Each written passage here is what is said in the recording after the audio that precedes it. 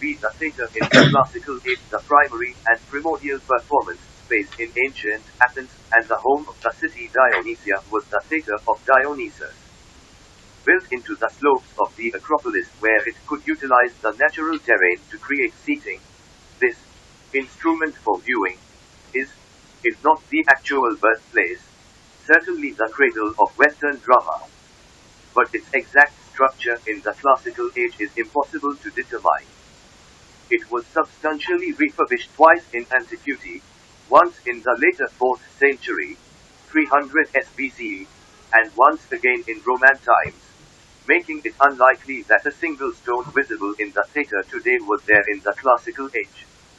Thus, it is improbable any of the classical tragedians would recognize much of the theatre we see now other than its location.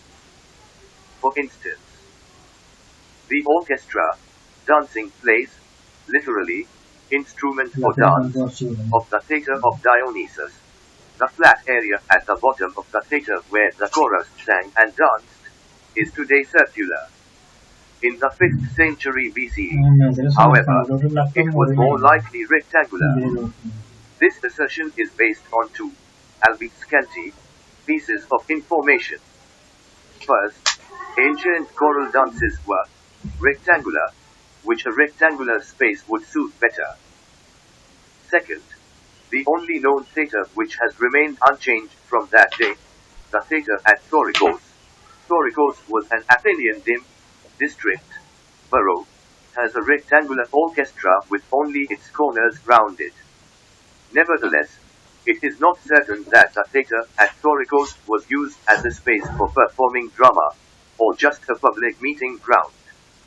In sum, it is hard to speak definitively about the physical nature of the theatre of Dionysus as it existed in the classical age, except to say that it was a large structure capable of housing crowds which were huge even by modern standards. One the Skene still, it is possible to make a few conclusions.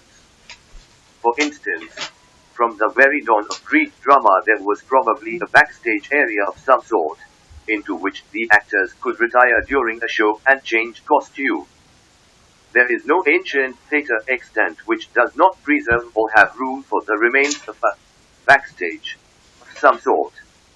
The Greeks referred to this part of the theatre as the skene, tent, recalling, no doubt, 7. Its origins as a temporary structure, perhaps even an actual tent into which the first actors of antiquity withdrew during performance. The situation is not that simple, however. For instance, Aeschylus' earliest plays, Persa, Suppliants, 7 against Thebes, were produced in the theatre of Dionysus.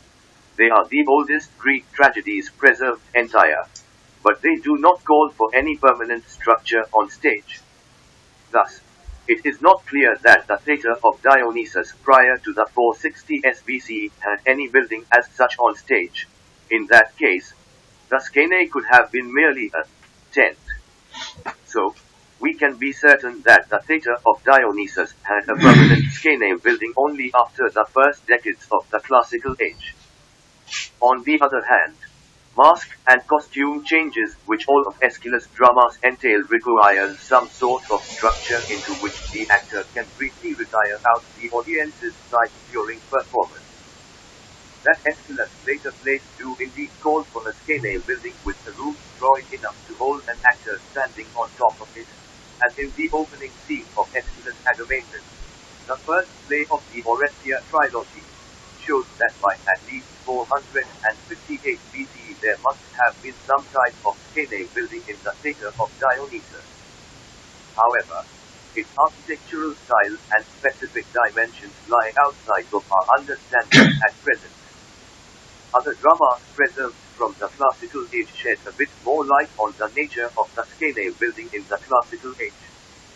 For instance, they show that it must have had at least one door, because several 5th century tragedies called for actors to enter from a building or for the chorus to pass from the orchestra into the skene building.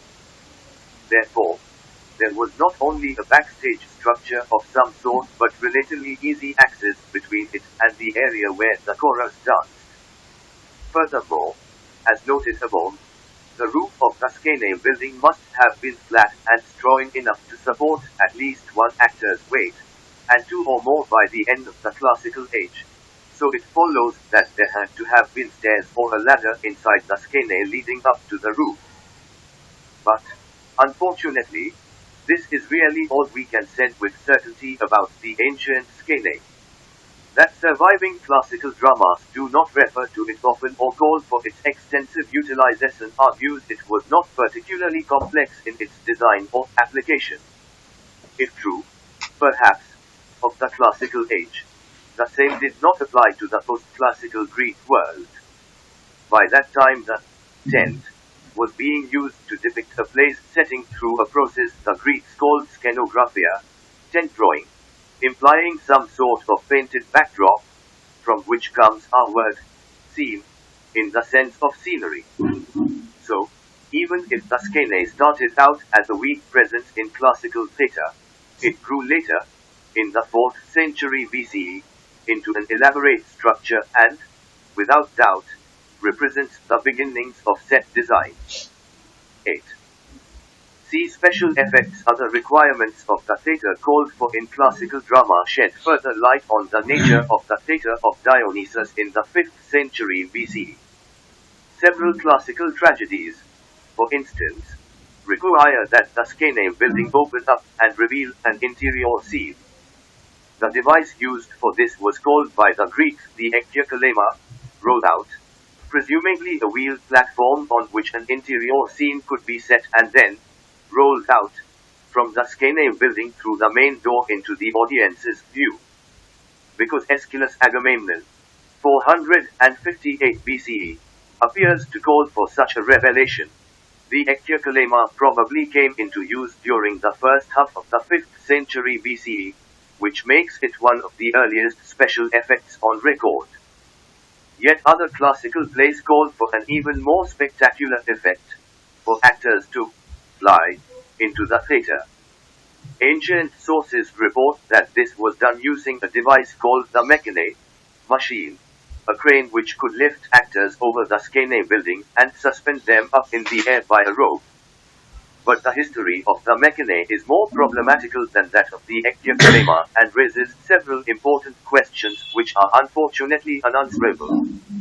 When was the mechane first used? How did the actor suspended in the air keep from twisting around on the rope? Was the mechane's arm, the crane itself, hidden when it was not in use? Or did the ancients even care if it was kept out of general sight? In either case, where was it placed? Finally, how was it weighted so that it was manageable? There are no clear answers to any of these questions, though we can make some educated guesses. First, the mechane was probably introduced fairly late in the classical age, since no extant play dating before the late 420s BCE absolutely requires it. The late 430s BCE would be a safe guess. Second, there are simple ways to keep an actor from spinning around on the rope, for instance, by tying another rope to his back, but this is pure speculation. The last two questions, could the audience see the mechane when it was not in use? And how did the crew manage it? Are crucial because they pertain to another issue central in theatre history. How illusionistic was the classical Greek theatre? That is, did the Athenian audience see the action on stage as realistic? Or was it to them a stylized presentation whose art and merit were not bound up in how natural and real-looking the dramatic vision appeared?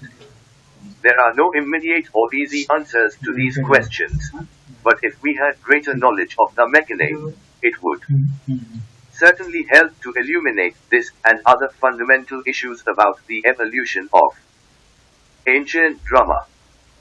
9. See what Greek tragedy looks like. The final of Euripides' Orestes.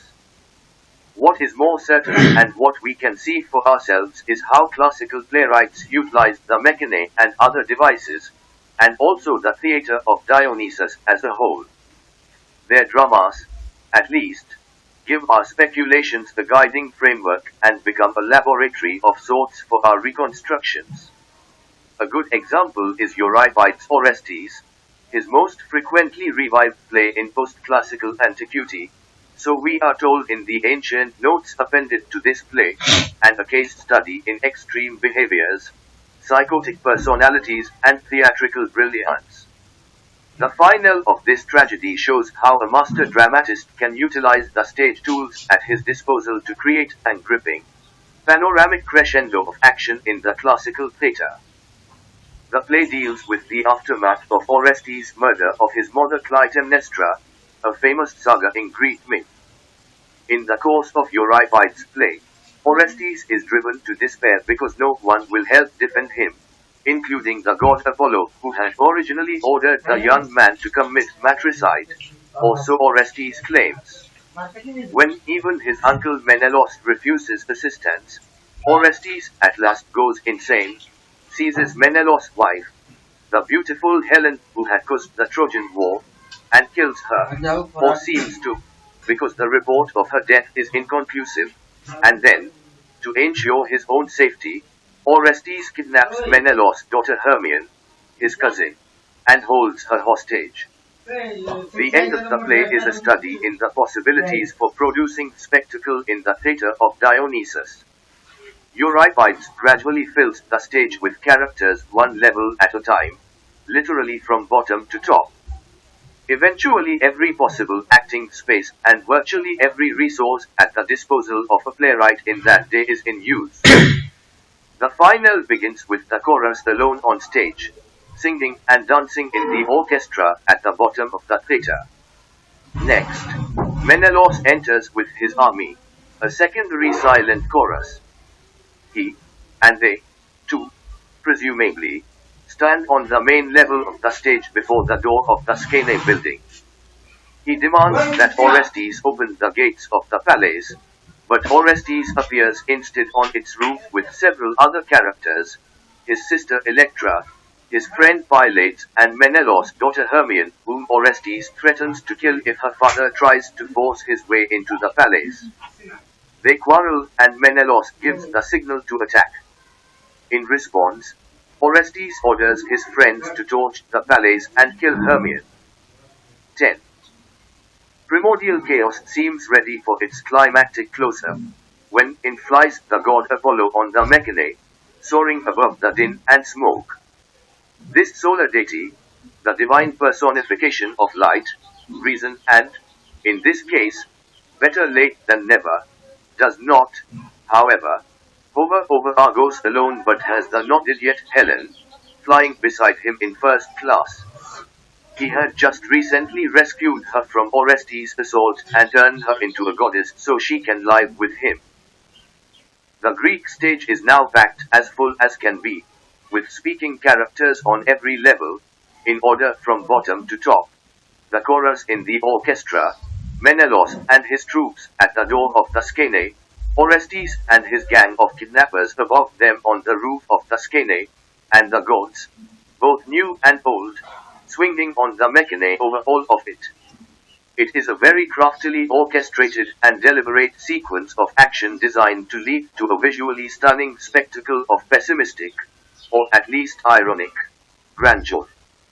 And, if one counts the sun, which it is a safe guess was shining that day, or any day when there were plays being presented at the city Dionysia, there are, in fact, 5 levels of action, with the Star of Stars, Apollo's ensign, beaming down impassively on all of this feeble human madness. We will return to this tragedy later. It is too theatrical and well written to pass without a second glance.